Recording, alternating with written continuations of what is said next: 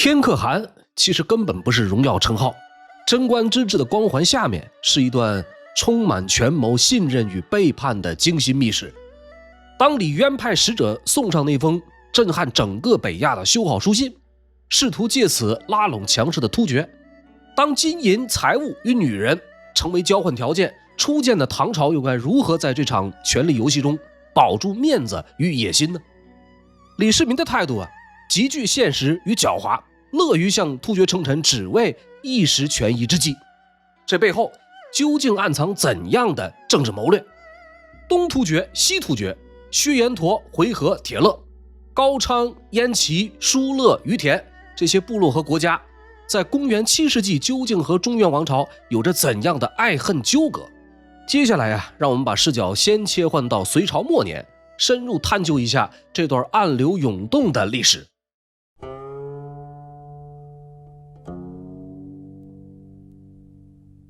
话说隋末唐国公李渊在太原密谋反隋。唐朝的唐字从哪儿来的呢？一般认为取自上古尧帝的陶唐氏，这个唐地就在山西。山西特别是晋北，向来就是中原与草原交汇的要地，太行山和吕梁山夹出了狭长谷地，以太原为中心，从太原往北不到200公里就是大名鼎鼎的雁门关，再过了大同便是蒙古草原。当年的赵武灵王就是在晋北搞的胡服骑射，刘邦被围的白登山也在大同的西北。到了隋唐，当年的匈奴已经变成突厥，李唐从山西起家，软的硬的都得跟突厥人打交道。事实上这个突厥深度介入了隋末逐鹿中原的这个乱世。单论实力，任何一方割据势力都不可能和突厥抗衡。突厥人从公元6世纪50年代开始，先后击败了东北的士韦，北边的契丹和柔然，往南一点又收拾了吐谷浑和高昌，以及中亚的燕达帝国。这里所说的燕达起源自塞北阿尔泰山，鼎盛时期一度入侵波斯和印度，后来被波斯和突厥夹击，灭亡瓜分。突厥汗国在这个期间可以说是强势崛起，用唐朝史料来说呢，就是其地东自辽海以西，西至西海万里，南自沙漠以北，北至北海5、6千里，并且拥有空闲100余万的军队。但是到了6世纪末7世纪初，突厥汗国因为内部纷争分裂成了东突厥和西突厥两部分。东突厥紧挨着隋朝，隋朝末年几股互相竞争的地方割据势力想要逐鹿中原，就不得不跟突厥人打好招呼，搞好关系。这其中就包括太原的李渊。李渊生性谨慎，并且深谙政治，和其他叛军首领不同，没急着公开和隋廷为敌。李渊想要和突厥修好，希望争取到些许的帮助，最不济也要保证太原根据地后顾无忧。所谓的修好呢，其实就是示弱。当时的突厥就是妥妥的北亚霸主，为了达成目的，李渊修出一封，派使者送交始毕可汗。大致的意思就是说，尊敬的可汗大人，现在隋国眼瞅着就要消灭了，我李渊愿意扛起大旗，兴义兵以安天下。您看您要愿意跟着一块掺和呢，所有征伐所得的女人和财物就都归您。要是担心路远不愿意一起，只要保持边境和平，坐地分金银也不是不可以。2个办法，怎么选择都听您的。这个消息发过去，突厥只接受了一部分提议，金银财物女人他们很感兴趣，但是要求李渊必须俯首称臣，接受突厥的封号和旗帜，并且提出派人为其册封。突然要向突厥称臣，李渊心说，我这边还没跟大隋撕破脸皮呢，怎么能公然向藩邦称臣呢？他这心里老犯嘀咕，还拉不下脸。而李世民的态度呢，相比要实用多。在他看来，向突厥称臣不过是权宜之计，只不过是在利用突厥人。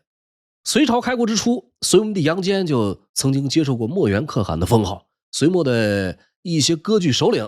也纷纷向突厥称臣。这时候都有谁呢？比如刘武周被封为定阳可汗，梁师都被封为大肚皮嘎可汗。此外呢，还有榆林的郭子和、离石的刘继珍、五原的张长训，以及滨州的李仲文。这些人都有相应封号，形式呢就是这么个形式，你拉不下来脸面，别人可没有这个顾忌。李世民呢，开始向父亲施压。很快，李渊接到报告，称李世民麾下驻扎在兴国寺的士兵已经在悄悄议论，说如果李渊不接受突厥的条件，他们就要发动兵变。这当然是故意吓唬李渊的，真正的主谋呢，其实是李世民的谋士裴寂和刘文静。这种情况下，李渊仍然保持谨慎。等另外2个儿子李建成和李元吉回到太原以后，最终决定该起兵就起兵，但是命令将士们混用红白2色旗帜。这个红色呢是隋朝官方颜色，李渊在表面上还不想和隋廷撕破脸，白色呢则是突厥人推崇的，举白旗意味着名义上对突厥的效忠。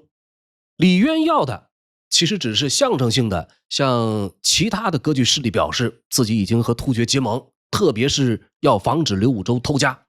一直到唐朝建立以后，李渊仍然保留着突厥臣属的这个身份。在公元619年史毕可汗死后，李渊在长乐门为史毕举哀，痛哭流涕，还宣布废朝3日，让百官去突厥使者的住处吊唁。那么李渊的反隋事业就这样开始了。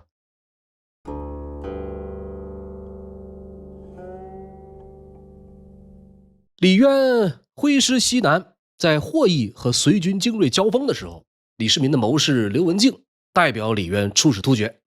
李渊的本意呢，仍然是打算保持名义上的纯属，打心底里并不希望突厥出兵。但是刘文静刻意歪曲了李渊的意思，说唐国公李渊呀，愿意和可汗的兵马共同攻打京师，人众土地归唐国公，财帛金宝归突厥。那么突厥可汗呢，一听可挺高兴，许诺李渊要多少兵力就给多少。公元617年农历8月，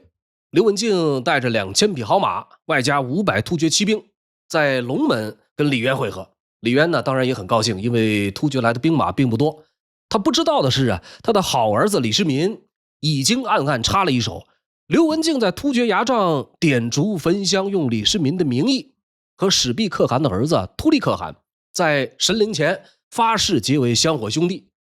要说这草原人的香火兄弟实在是太香火了。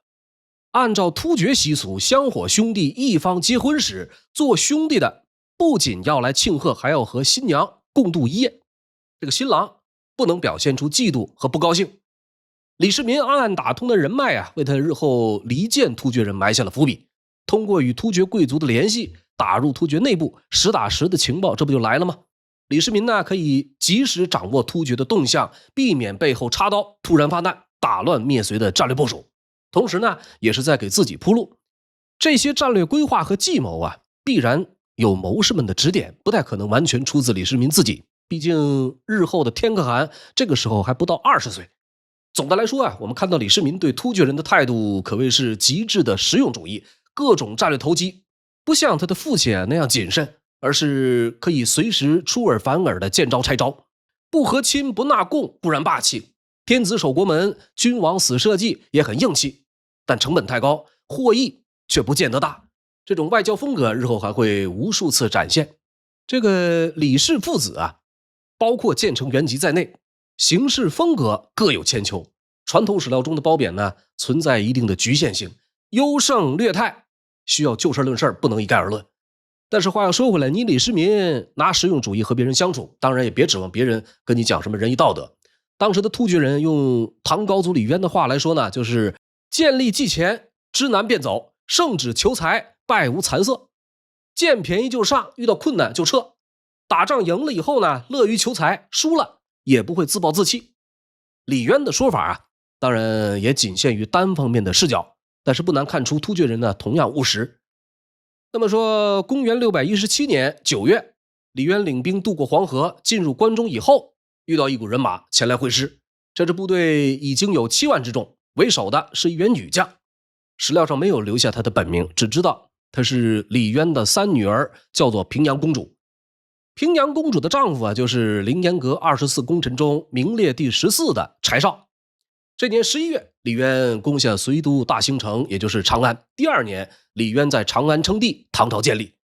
虽然说这个隋炀帝已死，李家占了长安，但是李渊的江山还远远没有坐稳，四面八方都是威胁。比如另一支割据势力首领更早在金城建立西秦的薛举就一直虎视眈眈。李渊攻下长安的同时啊，薛举也从西北逼近长安，一场关键性的战役一触即发。如果打输了，屁股还没坐热的李渊就得跑回太原。这个薛举是有备而来，他联合了突厥、梁师都三方合力来打长安。公元618年的11月，唐军在浅水园击败西秦军队。此时薛举已经死了，继位不久的薛仁杲被唐军活捉。传统史家把浅水园的战略胜利完全归功于李世民，对他的军事才能赞不绝口。事实上是这么回事吗？这场战役前后持续了1年左右。刚开打的时候，西秦的兵力几乎是唐军的3倍。李世民和其他唐将是连战连败，兵力折损过半，最后只能退回长安。战局是怎么扭转的呢？就在这么个生死攸关之际，李渊也管不了什么面子了，派出使者带着大量的金银来到突厥大营，找到领兵的莫贺多舍。这人又是谁呢？说这个始毕可汗死了以后，始毕可汗的弟弟继位，也就是楚罗可汗。莫贺多舍是这俩人的弟弟，也就是后来大名鼎鼎的颉利可汗。李渊派人给莫贺多舍送去大把的金银，同时还许诺将来突厥可以直接控制五原、榆林2郡。这个莫贺多舍呢，因此一下子就转变了立场。这位名字念起来叽里咕噜的莫贺多舍，本来已经和薛举约好在指定日期发援兵相助，现在呢，不但不帮，还反过来帮李世民打薛举。这个莫贺多舍的背信弃义使西秦军孤立无援，西秦和唐的这个实力对比也因此发生了决定性的逆转。再加上薛举本人突然离世，这个浅水园之战，唐军获得了最终的胜利，同时也导致了西秦这个短命政权寿终正寝，其领土被唐军控制，李唐开始在西北建立稳固的根据地。接着呢，唐军趁势向西南和东部扩张。619年，唐朝的版图已经向西北延伸到甘肃和青海，向南扩展到四川，向东则覆盖了几乎整个湖北和河南，大一统好像已经不远了。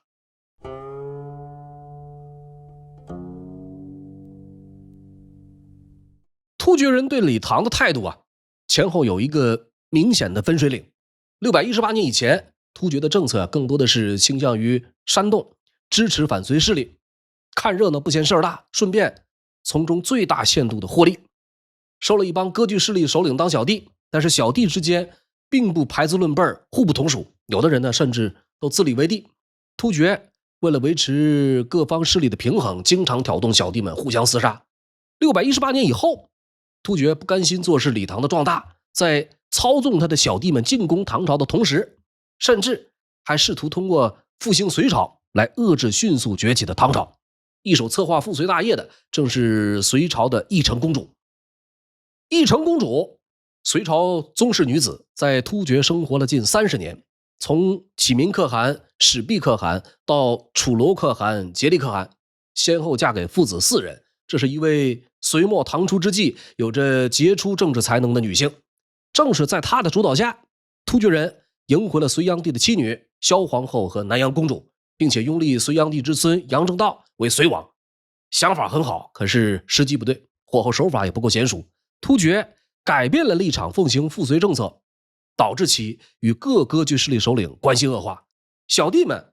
愿意跟着突厥打压李唐，但并不愿意支持这个隋朝皇室的杨正道。当带头大哥不得人心，所谓的联盟迟早会被瓦解。这一矛盾最直观的例子是短暂建立大汉政权的刘武周。619年，刘武周一通猛攻，把李唐老家太原给偷了。和他一起讨伐李渊的呢，有大概500-600的突厥骑兵。刘武周攻打太原是奉了始毕可汗的命令的，可始毕可汗在当月就病死了，继任者是楚罗可汗。就在这个权力交接的区间，义成公主开始实施她的复隋大计。然而人在前线的刘武周对这个政策突然转变十分不满，老刘是一鼓作气，接连攻拔黄河以东大片土地城池，势如破竹，直逼关中，以至于李渊为了保住都城长安，一度打算放弃黄河以东所有失地。可是看似稳操政权的攻势却突然说崩就崩溃了。这年10月，李世民率部渡过黄河，抢先一步阻止刘武周继续西进。半年以后， 620年的4月，李世民追击并歼灭了因为断粮而撤退的宋金刚所部。刘武周呢，弃守太原，仅带了100余名骑兵逃回突厥。这个形势啊，戏剧性的突然逆转，可是留下来的史料对这一变化的细节全都写得含含糊糊。从一些蛛丝马迹可以推断，突厥人的态度再次起到了关键性的作用。有记载说啊，当李渊收复太原的时候，随行的不仅有唐军，还有2000名突厥骑兵，而攻灭刘武周的唐军把刘武周的地盘拱手就让给了突厥，等于是突厥人前一秒还在支持刘武周，后一秒说变脸就变脸，再一次调转了枪口，开始帮着李世民攻打刘武周。这表明李唐和突厥很可能达成了某种协定，老刘呢被突厥老大哥卖了，就像之前的薛举一样。战败以后，刘武周和大将宋金刚很快就被突厥老大哥处死。从此以后，李唐更加的势不可挡，李唐和突厥之间那个君臣关系也变得毫无意义，双方进入到了一个公开对抗的新阶段。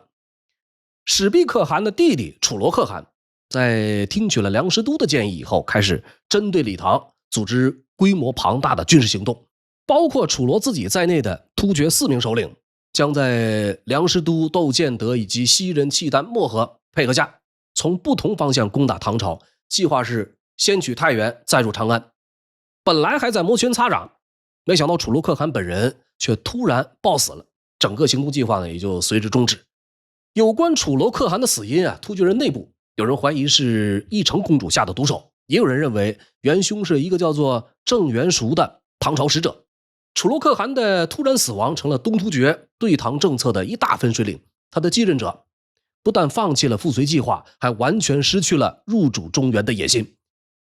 公元622年，突厥颉利可汗集结了3路大军攻唐，他本人亲率精锐15万，在这年8月攻破雁门，紧接着就包围了太原。另外2路分别进攻甘州和元州。长安突然告了急，在仓促应战之际啊，唐廷派出外交能手郑元赎向突厥求和。郑元赎字德芳，郑州荥阳人，这是一个处理突厥事务的能手，曾经5次出使突厥。这回见到颉利可汗之后啊，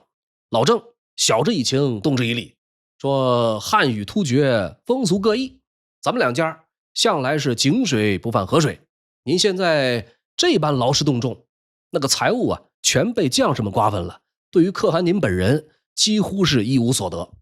不如早早收了兵马，2家重修旧好，老李家必然会不惜重金来感谢您，这些财物都会归您个人所有，何苦来大费周章，只需要坐等乘车的金帛送来就好了。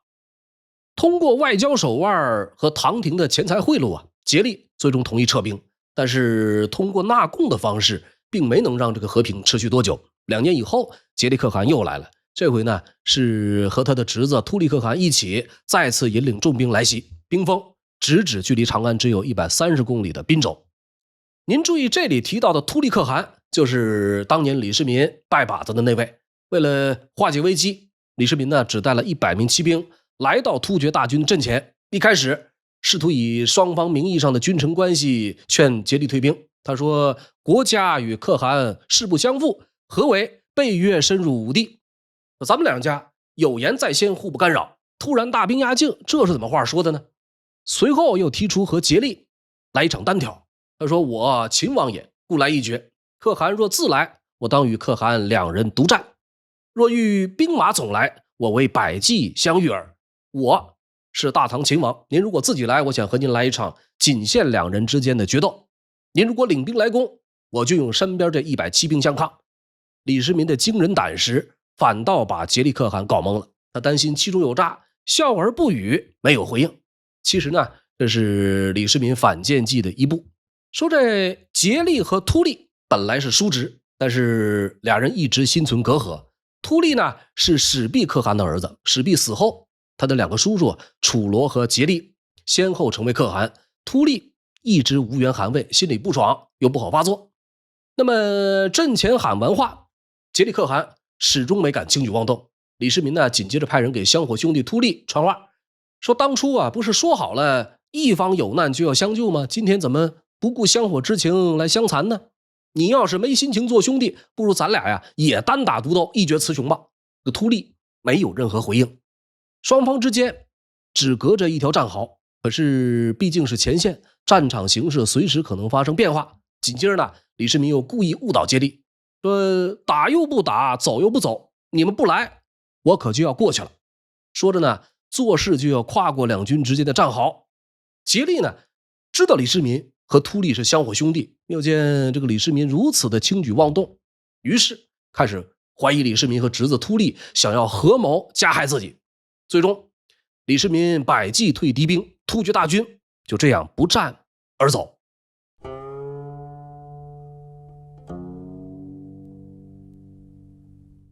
公元626年的6月，唐朝发生了一件大事，李世民在玄武门发动政变，干掉了建成和元吉。不久以后，高祖禅位于李世民，李世民登基成为太宗皇帝。唐廷内部不和，竭力和秃利立即回师南下，不到1个月时间，突厥军队就出现在了距离长安只有几公里的渭水北岸。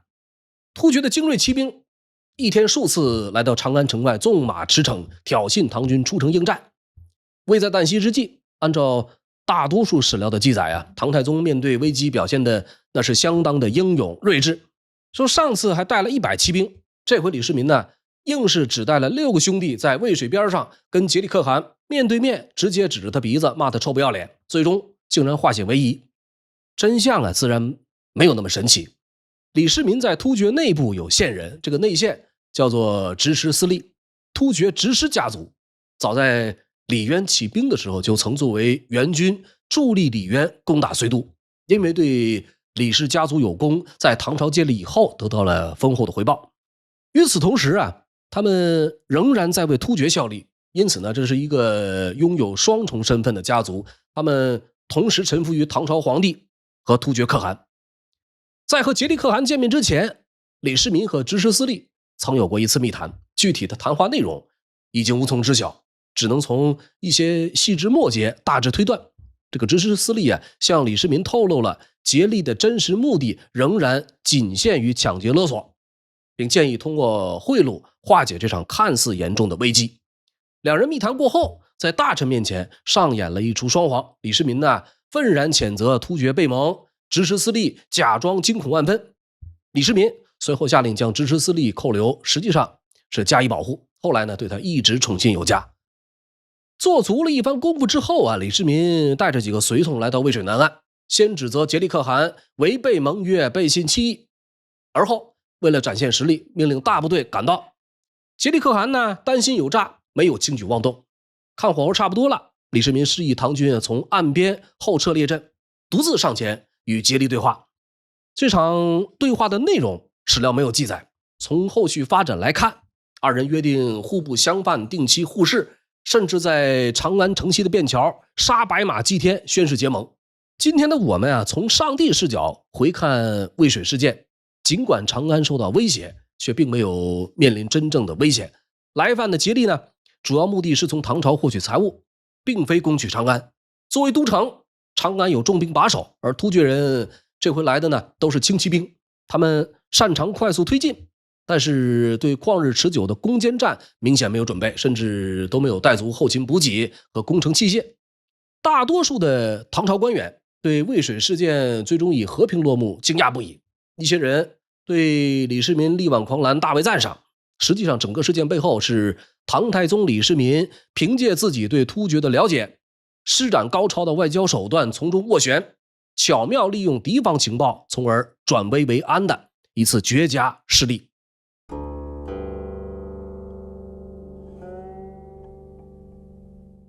接下来我们要聊的是一段中国古代历史上的逆袭爽文剧本。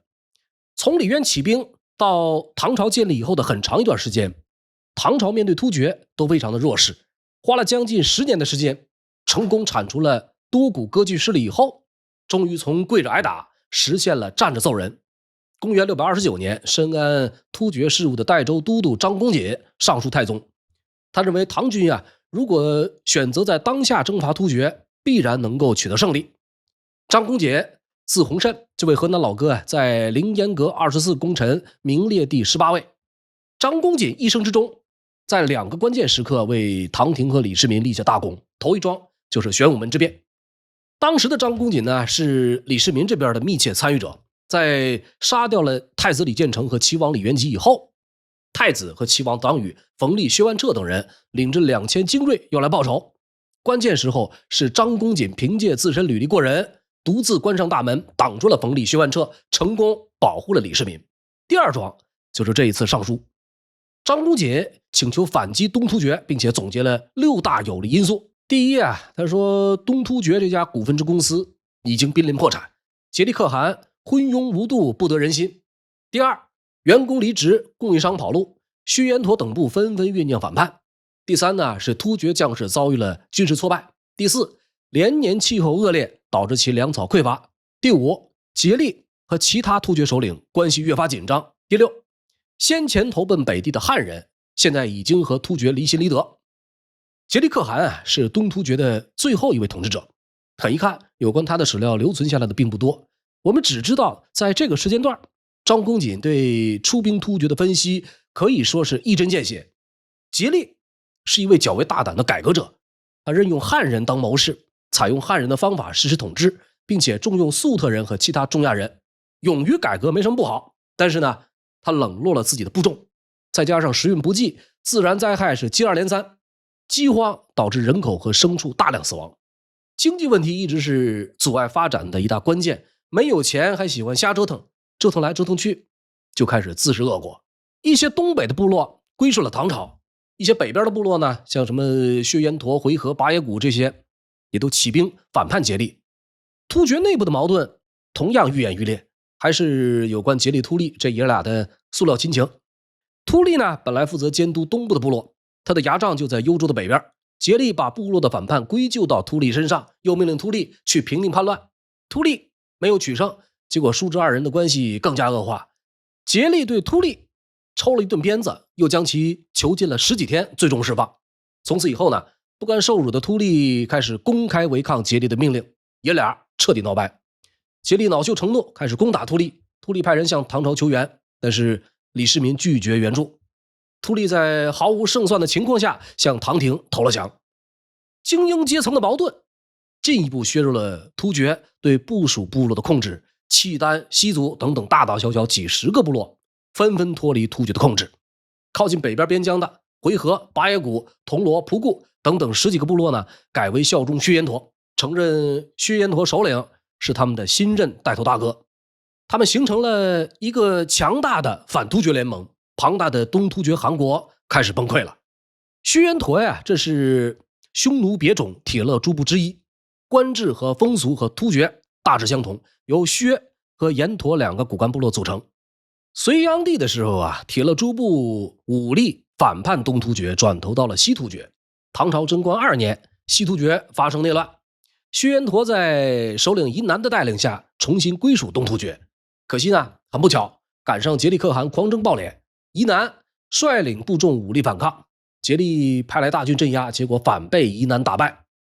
眼见东突厥霸主地位摇摇欲坠，大好机会是稍纵即逝。李世民把握住了这一良机，在和突厥的几次关键战役中主动出击，先击败了受突厥保护的梁师都，控制了河套南部，而后呢，授予薛延陀的疑南珍珠皮嘎可汗的称号和唐朝军旗。疑南表示很开心，并且派去自己的弟弟出访唐朝。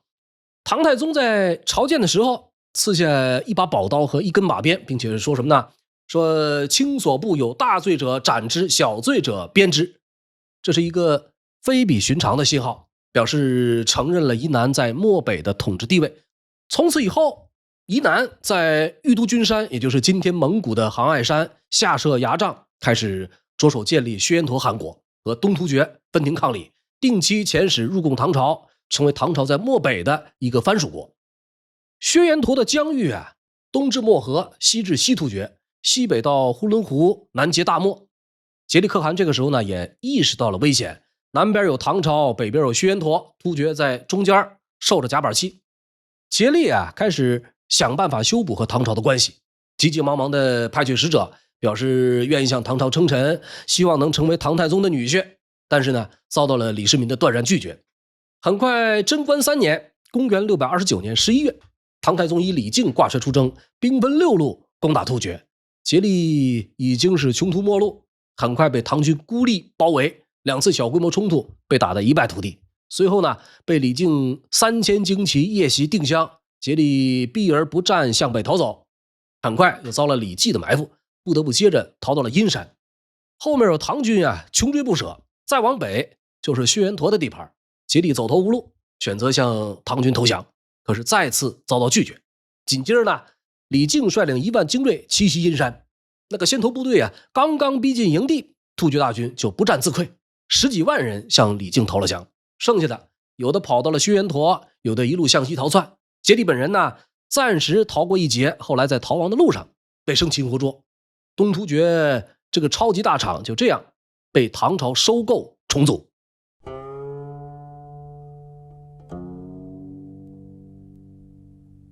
草原霸总颉利可汗被唐军带到了长安，唐太宗命令把俘虏一律押往太庙，祭告一番祖先之后，李世民表现得很大度，归还了颉利的家眷，让他们一家住在使馆，供给他们衣食用度。这个颉利呢，住不惯汉人的房子，可惜长安没有草原，他只能在庭院里面设置穹庐居住，整日郁郁寡欢，和家人悲歌对泣。李世民看到以后心生怜悯，说那你就去国州当个刺史吧，那边正好山峦叠嶂，可以在那里打打猎散散心。但是颉利呢推辞着不肯去，就这样在长安住了大概4年多，一代枭雄颉利因病医治无效，撒手人寰。唐廷下令追赠其为归义王，谥号给了个荒，并且按照突厥的习俗将其火化以后葬在了灞水的东面。唐朝灭亡东突厥，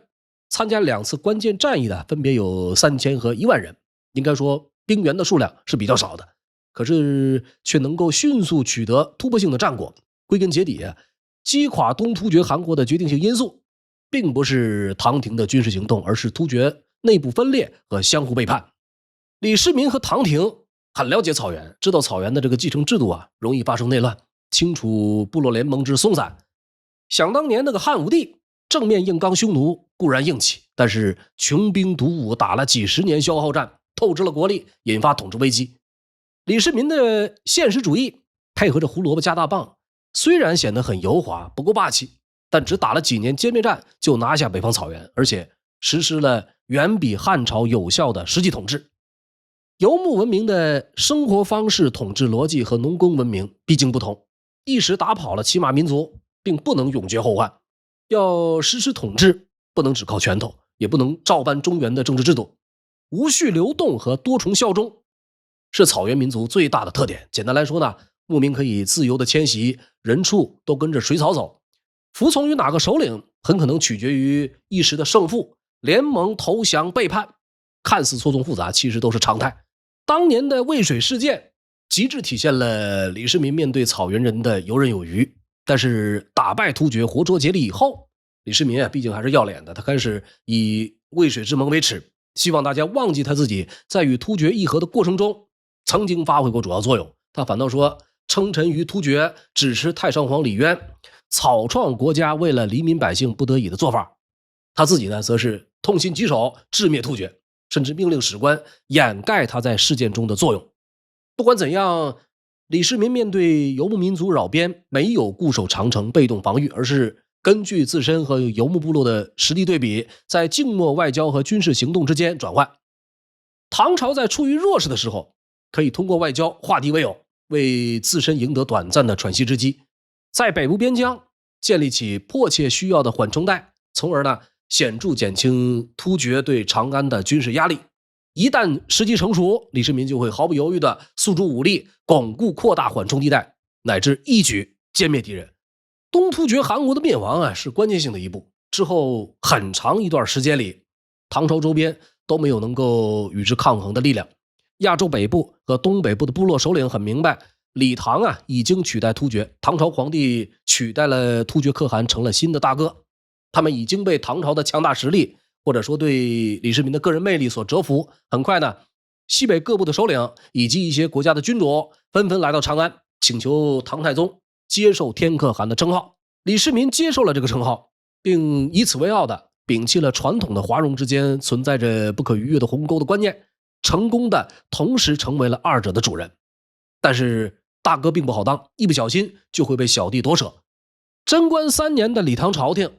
首当其冲的一个问题是怎么处理归顺的突厥人。有人主张把突厥人全部迁到内地，从游牧转为耕种；有人主张把他们安置在长城沿线，保留突厥人的部落组织。其实我们开天眼来看，就算处理好了突厥人留下的政治真空很快也会被其他的游牧民族取代，威胁又会重生。那么李世民的选择是可以让突厥人继续留在草原继续游牧，但要让突利和其他主要突厥首领连同他们的部队整合到唐朝军事体系之中，作为天可汗体系的一部分。贞观4年的5月，李世民在训诫突利的时候道出了融合政策的意图。他想让突厥为唐廷守卫北部边疆，说非图欲中国久安，亦使尔宗族永全也。不只是为了中原长治久安，也可以让你的宗族得以保全。李世民设置了羁縻州，由归附或者被打败的部落首领担任都督、刺史等等相关职务。这些部落首领依然保有对本部落的统治权，但是必须接受唐朝官员的监督。尽管人们并没有就此安定下来，可是羁縻制度在一定程度上可以让唐廷能够更灵活地应对可能发生的情况。即使投降的部落再次反叛，唐廷也能够从容应对。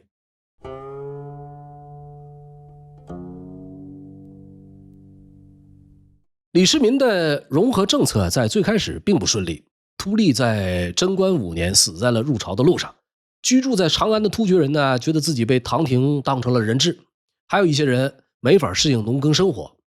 贞观13年，突利的弟弟甚至打算行刺李世民。在这种情况下大概1年多时间以后，唐廷把10多万突厥人重新安置在黄河以北，并且允许他们在定襄附近建立牙帐，任命阿史那思摩为新的统领。突厥人重归草原，很快就和薛延陀之间产生了摩擦，双方相互牵制，偶尔有小规模的冲突发生。薛延陀的头领疑难上书朝廷，希望带头大哥从中调停。带头大哥表示，我最近很忙，你要学会和新邻居和睦相处。疑难这回真的是疑难了，这个新邻居们好像狗皮膏药一样，散布四处，不时骚扰，还偷盗他们的牛羊，提出强烈抗议，可是他们充耳不闻。贞观14年的11月，疑难召集各部落20万大军向突厥发起进攻，将他们一路驱赶到了长城的南边。薛延陀的行动成功引起了唐朝的注意，也给足了他们插手干预的理由。唐太宗命令李继大举进攻，成功把薛延陀赶回了草原。疑难有点慌了，连续3年多次遣使求和，尝试着修复关系。他的叔叔专程出访长安，代表他本人向唐朝请求和亲。李世民一开始答应和亲，转脸就以聘礼不足为由取消了婚约。对于这么个小老弟儿，已经不仅仅局限于敲打。为了更好的控制北方李世民实际上已经有意消灭薛延陀，但是碍于同一时间在朝鲜半岛用兵，所以一直等到疑难去世以后才采取行动。贞观19年和今年有着一样的干支，同样是乙巳蛇年。这年9月以后唐廷开始布局，对薛延陀采取军事行动。贞观20年丙午马年，唐、突厥以及一些游牧部落组成联军，集中攻打薛延陀。经过长达8个月的奋战以后，薛延陀汗国被消灭了。和杰里可汗一样，他们的新任头领被生擒活捉，然后押解到了长安。薛延陀被打没了，东突厥又死灰复燃。李世民去世大约30年以后山西的突厥部落发动叛乱，一个新的东突厥汗国在阿史那古德禄的带领下得以重建，历史上称其为后突厥汗国。从此以后后突厥连年侵犯唐朝边境，东征契丹，北征铁勒，势力逐渐壮大。阿史那古德禄死后，后突厥渐渐走起了下坡路，内乱频繁爆发，各部首领之间争权夺利，最终导致后突厥分崩离析。到天宝3载，公元744年，唐玄宗李隆基趁乱出兵，彻底击败了突厥军队。他的最后一位可汗在1年后被回纥怀仁可汗击杀，后突厥从此灭亡。唐朝和东突厥长达1个世纪的争斗也终于落下了帷幕。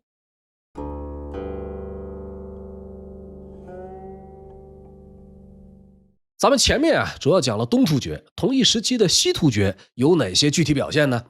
这个隋朝灭亡以后，西突厥也开始了扩张，在统叶护可汗时期达到巅峰。它的疆域南到塔里木盆地，东北到阿尔泰山脉，西边紧邻咸海，涵盖了西域广大地区。在东边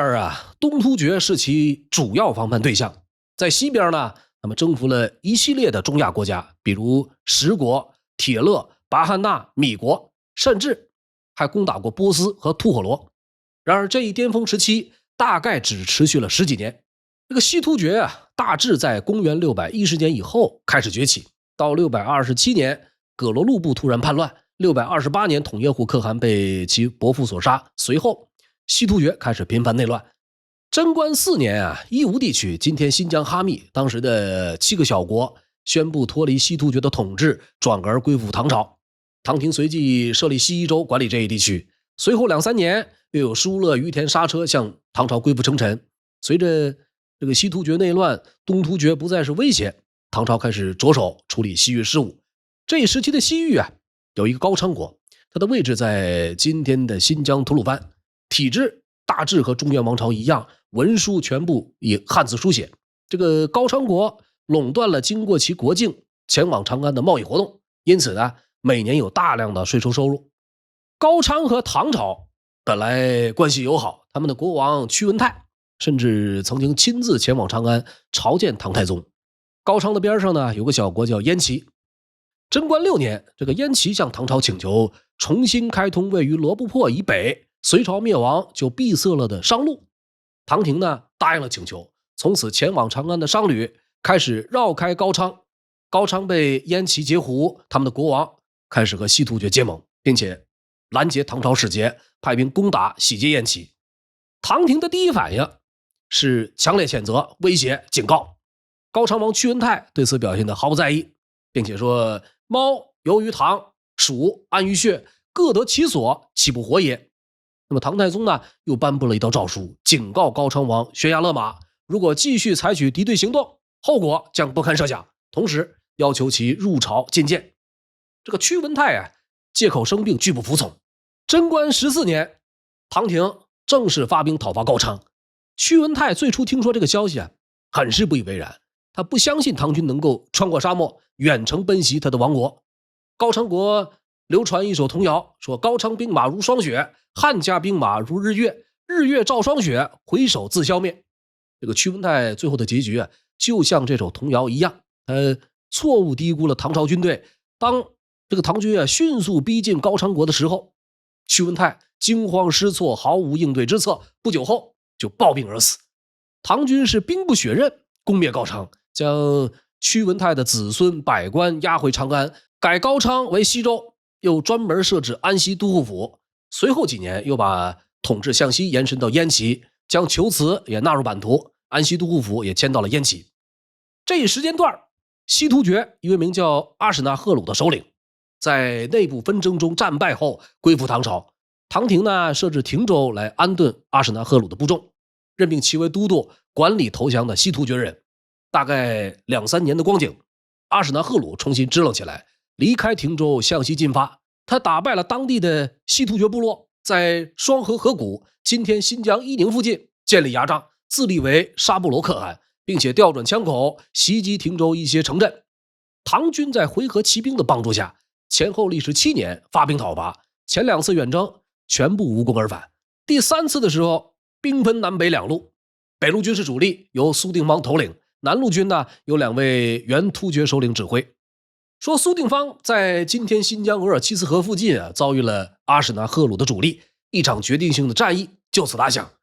突厥的骑兵是唐军的2倍有余，苏定方在挫败对方3次冲锋以后，率领骑兵反击，成功大破敌军，数万突厥士兵或者被杀，或者被俘。阿史那赫鲁后来在逃亡到十国以后，被当地官员抓捕，移交到了唐军。这位西突厥的最后一位可汗被俘以后懊悔不已，到了长安以后呢，唐高宗赦免了他，但是没过多久，阿史那赫鲁就病死了，被人们葬在了杰利可汗墓的旁边，西突厥汗国也就这样灭亡了。为了治理西突厥故地，唐廷在显庆3年重置汀州，武则天长安2年，又将停州改为北庭都护府，安西、北庭2大都护府。这个时候的唐朝不仅控制了天山南北，还将势力扩展到了中亚地区、希尔河南岸、阿姆河以南以及帕米尔地区的很多国家，纷纷向唐朝称臣。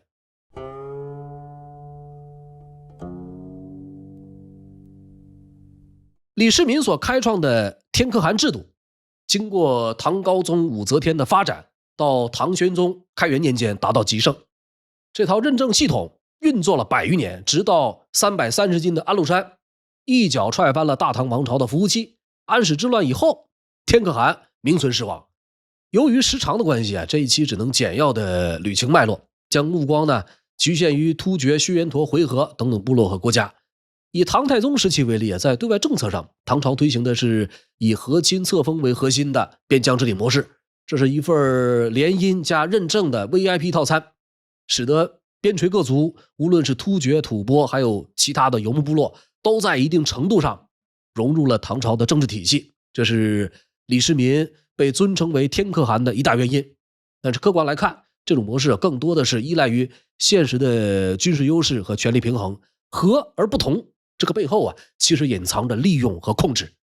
带头大哥拳头够硬的时候，小弟们迫于压力会乖乖听话。一旦时机成熟或者实力允许，他们时不时会有人脱离出去自立门户，甚至敢于在大哥家门口撒泡尿恶心你，放把火祸害你。所谓的天可汗或许并没有史书上写的那么绝对崇高，这种荣誉在跨文化语境中或许只是一种外交工具。李世民在位期间推行了很多开明政策，社会安定，经济恢复，文化繁荣。然而贞观之治被后世传颂的不能免俗的过于理想化。从现代史学角度来看，唐太宗的成功既有其治国智慧，也存在一定的机运成分。李世民无疑是一个极富争议的人物，他在短时间内整合了大半个中国，推行了促进民族交流与政治稳定的政策，从而使唐朝在国际上享有崇高地位。但是采取的手段包括冷血无情的权力争夺、军事征伐，对手下与少数民族的控制策略，也使他的统治色彩并非全然光明。和亲是情感绑架，册封是股权激励，征伐是强制并购。简单来说，他既是一位战略家，一位现实主义的统治者，也是一位权谋家，一位古代外交领域的 PUA 大师。其历史形象既有可推崇之处，也有不可忽视的阴暗面。更客观的看，天可汗这一称号更多的反映了当时各部落对中原统治者的现实依附、利用与被利用，而并非一种无可挑剔的道德勋迹。正因如此，对唐太宗及天可汗的评议必然是复杂多面的。我们在赞扬其卓越成就的同时，也不应该忽视其中残酷现实和策略局限的批判性审议。好了，读历史知善恶，这里是烽火照东南。如果喜欢我的节目，欢迎订阅我的频道并打开小铃铛。本期节目到此结束，我们下一期不见不散。